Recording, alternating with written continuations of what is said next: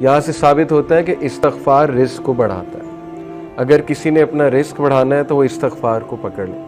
In fact رسول اللہ صلی اللہ علیہ وسلم میجورٹی صحابہ جب ان سے کوئی ذکر پوچھتے تھے تو یا وہ درود ابراہیمی بتاتے تھے یا وہ استغفار بتاتے تھے. یہ ثابت ہے صحیح حدیث سے. تو استغفار کے بارے میں ایک حدیث یہ بھی آتی کہ رسول اللہ صلی اللہ علیہ وسلم نے فرمایا کہ جو شخص استغفار کو کانسٹنٹلی اپنا لیتا ہے, بہت زیادہ کانسٹنٹ استغفار کرتا ہے, Allah will make a way out of him from every difficulty. Allah تعالیٰ اس شخص کے لیے ہر مشکل سے کوئی راستہ نکال دیتا ہے. تو میں نے خود بھی پرسنلی اپنی لائف میں دیکھا, ایم شور کہ آپ لوگوں نے بھی دیکھا ہوگا کہ جو بندہ بہت زیادہ استغفار کرتا ہے اس کے معاملات آسان ہوتے ہیں, اور جو بندہ جتنے گناہوں میں پڑا ہوتا ہے اور استغفار جو ہے نہیں کرتا ہے تو پھر ظاہر ہے کہ اس کے معاملات پھر بہت تنگ ہو جاتے ہیں, اس کی لائف بہت تنگ ہو جاتی ہے. اسی طرح سب سے جو بہترین, یہ ون آف دا فیوریٹ آیاز ہے صحابہ کی. میجورٹی صحابہ جب ان سے پوچھا جاتا تھا کہ آپ کی فیوریٹ آیا کون سی ہے, صحابہ کی آپس کی کنورسیشنز یہ ہوتی تھی, بیٹھ کر ایک دوسرے سے ڈسکس کرتے تھے کہ آپ کی فیوریٹ آیا کون سی ہے, آپ کی فیوریٹ آیا کون سی ہے. تو چیپٹر 39 ورس نمبر 53, سورہ زمر ورس 53, قل یا عبادی الذین اسرفوا علی انفسہم لا تقنطوا من رحمت اللہ. اے نبی کہہ دیجئے میرے بندوں سے, یہاں پر یا عبادی تمام انسانوں سے بات ہو رہی ہے, الذین اسرفوا علی انفسہم جو کہ زیادتی کر چکے ہیں اپنے نفس میں, who have crossed the limits. اسرفوا یعنی کہ اسراف کر دیا ہوا ہے, زیادتی کر دی ہوئی ہے انہوں نے اپنے نفس پر. کیا کہو انہیں, لا تقنطوا من رحمت اللہ, کہ اللہ کی رحمت سے مایوس نہیں ہو. ان اللہ یغفر الذنوب جميعا, بے شک اللہ تعالیٰ تمام گناہ معاف کر دیتا ہے, تمام گناہ معاف کر دیتا ہے. ایک حدیث قدسی میں آتا ہے کہ اللہ سبحانہ تعالیٰ کہتے ہیں کہ اے ابن آدم, اگر تو میرے پاس گناہ لے کر آئے اور تیرے گناہ جو ہیں وہ زمین سے آسمان تک جو ہے وہ ڈسٹنس کو فل کر رہے ہیں, لیکن تم اس سے سنسیئر ریپینٹنس کرتا ہے تو میں تجھے معاف کروں. ابھی بہت خوبصورت حدیث آپ کے سامنے آئیں گی اللہ سبحانہ و تعالیٰ کی مرسی کے حوالے سے. ایک حدیث آپ کے سامنے رکھتا ہوں. علی ابن طالب رضی اللہ تعالیٰ عنہ رپورٹڈ, یہ المستدرک کی حدیث ہے, صحیح ہے اکارڈنگ ٹو علامہ البانی, اور علی رضی اللہ عنہ سے بہت کم حدیث مروی ہیں. علی رضی اللہ عنہ reported the messenger of Allah صلی اللہ علیہ وسلم said, verily Allah is astonished.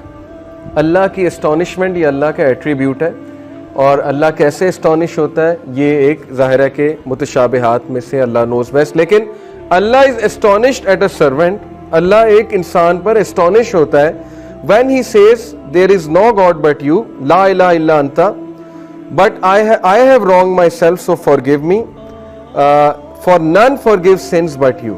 یہ ایک دعا ہے پوری, یہ دعا میں آپ کو پڑھ کے سناتا ہوں. لا الہ الا انت انی قد ظلمت نفسی فاغفر لی ذنوبی انہ لا یغفر الذنوب الا انت. یہ پوری عربی میں جو ہے وہ دعا ہے. دعا کا ٹرانسلیشن کیا ہے؟ There is no God but you, I have wronged myself so forgive me, for none forgives sins but you. Allah astonished کرتا ہے ایسے بندے پہ, اور اللہ کہتا ہے my servant acknowledges that he has a Lord who forgives and punishes. Allah angels کو کہتا ہے, اللہ تعالیٰ بولتا ہے کہ کیا میرا بندہ یہ ایکنالج کر رہا ہے کہ اس کا ایک رب ہے اور وہ رب جو ہے گناہوں کو معاف کرتا ہے. یعنی اللہ کو اتنی خوشی ہوتی. اسی سے ریلیٹڈ ایک اور حدیث ہے کہ جب ایک گناہ گاری, صحیح بخاری کی حدیث ہے, جب ایک گناہ گار شخص اللہ سے گناہوں کی معافی مانگتا ہے تو اللہ کو اس طرح کی خوشی ہوتی ہے جیسے ایک انسان جس کا کیمل ڈیزرٹ میں لاسٹ ہو گیا تھا اور وہ اپنے کیمل کو ڈھونڈ رہا تھا, اور اس کیمل پہ سارا سامان تھا, اس کیمل پہ پانی بھی تھا, اس کا باقی بھی دیگر سامان تھا, اور اچانک اسے دور سے وہ کیمل چلا نظر آتا ہے تو وہ خوشی میں آپے سے باہر ہو کر جو ہے وہ یہ کہتا ہے کہ اے اللہ میں تیرا رب ہوں اور تو میرا بندہ ہے. یہ حدیث کے الفاظ ہیں, یعنی خوشی میں اس طرح کے الفاظ کہہ دیتا ہے. تو اللہ تعالیٰ کو اس لیول کی جو ہے وہ خوشی ہوتی جب گناہ گار بندہ اللہ سے بات کرتا ہے, جب گناہ گار بندہ اللہ سبحانہ و تعالیٰ کو پکارتا ہے. ہمیں آن دی ادر ہینڈ شیطان نے جو وصفہ ڈالا ہے کہ تیرے تو اتنے گناہ ہیں, تو اتنا گناہ گار ہے, تو اس قابل ہی نہیں کہ اللہ تک تیری بات پہنچے یا اللہ تجھے رپلائی کریں یا اللہ تیری آواز سنے. حدیث تو کمپلیٹلی اس کے برعکس کہہ رہی ہے. حدیث تو کہہ رہی ہے کہ گناہ گار بندہ جب توبہ کرتا ہے اس پر زیادہ خوشی ہوتی ہے اللہ تعالیٰ میں. And it perfectly make sense. میں ایک ٹیچر ہوں, آپ میں بھی شاید کوئی ٹیچر ہو, جب اچھے اسٹوڈنٹ جو ہے وہ اے لیتے رہے، اے اسٹار لیتے رہے، مجھے کوئی اتنی خوشی نہیں ہوتی، میں کوئی سرپرائز نہیں ہوتا ہوں. لیکن جب بیک بینچر اور ایک ایسا اسٹوڈنٹ جس کا ریکارڈ ہی کوئی نہیں ہے وہ اگر اچھے نمبر لے لے تو میں اسٹونش بھی ہوتا ہوں، اور ظاہر ہے کہ مجھے دگنی خوشی ہوتی ہے، شاید اس سے بھی زیادہ خوشی ہوتی ہے. تو it perfectly make sense. Okay, تو یہ اسٹونشمنٹ کے بارے میں، اللہ کی اسٹونشمنٹ یہ اللہ کا ایٹریبیوٹ ہے کہ رب اسٹونش ہوتا ہے، اور اسی لیے اللہ نے اپنے عرش پر لکھوایا نا کہ verily my compassion over comes my right, بے شک میری جو نرمی ہے یا میرا جو کمپیشن ہے، میری جو محبت ہے، میری جو مرسی ہے، وہ میرے غصے پر حاوی ہے، وہ میرے غضب پر حاوی ہے. اور ایسا ہی ہے، ہم اپنی زندگی کے معاملات دیکھ لیں، اگر اللہ ہمیں ہمارے گناہوں پہ فوراً پکڑ شروع کر دے تو شاید ہم میں سے کوئی بھی زندہ نہ بچے، شاید ہم میں سے کوئی بھی جو ہے وہ اس زمین پر چل نہ سکے. لیکن کتنے چانسز دیتا ہے، کتنے چانسز دیتا ہے اللہ. آپ یہاں سے اندازہ لگا لیں کہ خالد بن ولید کو چانس دیا اللہ نے، ایک ٹائم پہ وہ دشمن ہے رسول اللہ صلی اللہ علیہ وسلم، اگلے ہی ٹائم پہ وہ ایک ایسے کمانڈر بنے کہ ان کے سیف اللہ کا لقب ان کو دیا گیا. حالانکہ ظاہر ہے ایٹ ون مومنٹ گناہ کر رہے ہیں، نبی کے خلاف تلوار نکال رہے ہیں، اس سے بڑا گناہ اور کیا ہے. بہت بڑے بڑے گناہ لوگوں سے ہو جاتے ہیں، لیکن اللہ کا دروازہ ہمیشہ کھلا ہے. اللہ کا دروازہ کبھی بند نہیں ہوتا، انسان خود دروازہ بند کرتا ہے، اللہ کبھی دروازہ بند نہیں کرتا. اوکے، سو اس کے بعد میں توبہ کی کنڈیشنز کے بارے میں آپ سب سے بات کرنا چاہوں گا. بہت ضروری ہے کہ چونکہ توبہ ایک بہترین عمل ہے، بہت بڑا عمل ہے، یہ ہمارے باپ کا عمل ہے، حضرت آدم علیہ السلام کا عمل ہے. تو اٹ از امپورٹنٹ کہ ہم جانیں کہ سنسیئر ریپینٹنس ہوتی کیا ہے. اس سے پہلے ایک اور حدیث میں آپ کو سنا دوں، سنسیئر ریپینٹنس کی انشاءاللہ بات کر رہے ہیں. سن ڈیو ٹو ڈیزائر، ڈیزائر کی وجہ سے سن اور ایروگنس کی وجہ سے سن، یہ دو مختلف چیزیں، یہ سمجھ لیں. ابو نعیم رپورٹڈ، یہ حلیت الاولیاء ایک کتاب ہے بہت زبردست، اس میں سلف کے واقعات موجود ہیں.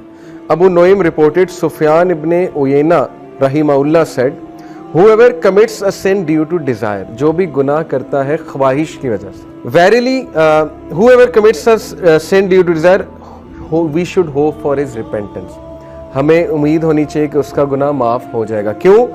Verily آدم علیہ السلام disobeyed due to desire and he was forgiven، کیونکہ ہمارے باپ آدم علیہ السلام نے ڈیزائر کی وجہ سے، ڈیزائر تھی نا کہ اللہ نے منع کیا ٹری سے نہیں کھانا، سیلف کنٹرول ظاہرہ لوز ہو گیا فار واٹ ایور ریزن، اور ڈیزائر کی وجہ سے جو ہے یا کیوریوسٹی کی وجہ سے ہے گناہ کر بیٹھے.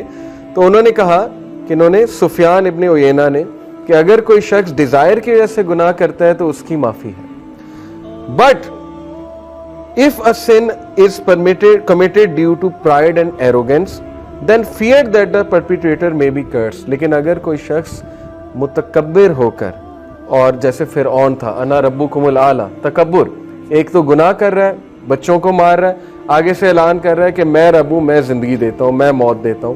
تو یہ والا جو سن ہے اس کے بارے میں ہے کہ that person will be cursed. Verily Iblis disobeyed due to pride and he was cursed.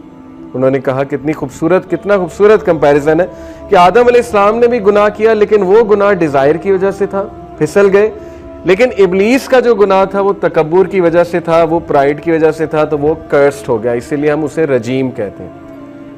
تو اگر آپ کسی کو گناہ میں مبتلا دیکھیں تو اس کو پہلی تو بات جج نہ کریں، کیونکہ وہ شخص سٹرگل کر رہا ہے، وہ کون سا پرائڈ میں کر رہا ہے. بہت سے ایسے گناہ ہیں، مسلمان تو پرائڈ میں نہیں کر سکتا. میں نے تو آج تک ایسا مسلمان نہیں دیکھا جو گناہ کر کے جو ہے تکبر کرے. میں تو ویڈیو کو لائک کریں، کمنٹ کریں اور ہمارے چینل اسلامک لیکچرز کو سبسکرائب کریں.